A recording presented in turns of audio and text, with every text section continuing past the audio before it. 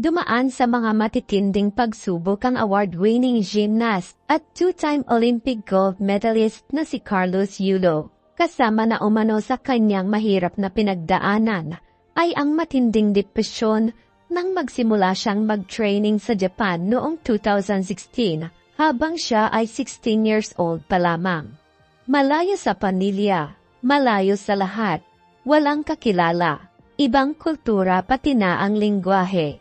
Hindi pa daw siya umano kagaling magsalita ng English noon, at kahit na marunong itong magsalita ng English, hindi rin umano marunong mag-English ang mga Hapon na kanyang nakakasalamuha. Saad nito, kahit marunong ako mag-English that time, di rin po sila marunong mag-English, so yung barrier po na yon, nahirapan po ako.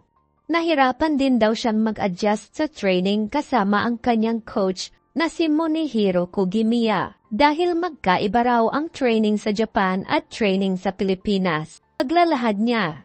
Sobrang shock po ako. Mabigat po yun sa mga teenager na kagaya ko that time.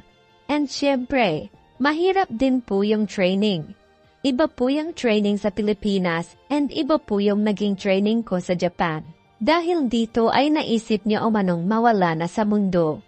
Ngunit dahil sa kanyang pananampalataya, ay nalagpasan niya ang pangyayaring iyon na kanyang naranasan. Umabot na din po sa point na na-depress ako.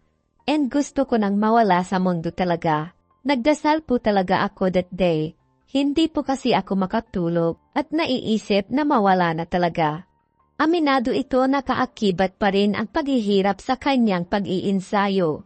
Ngunit naging matatag siya dahil sa mga taong tumulong sa kanya sa pagsabak sa Olympic para makamit ang minimithing ginto. Laking pasasalamat nito sa Diyos dahil sa mga taong nagmamahal at sumusuporta sa kanya. Nagpapasalamat din ako kay Lord talaga na binigyan niya ako ng mga taong magmamahal sa akin at susuportahan ako sa mga ganong events sa buhay ko.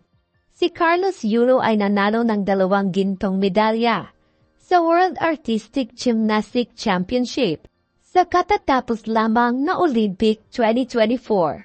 Anong masasabi niyo sa usapin na ito? Magkomento lang sa ibaba.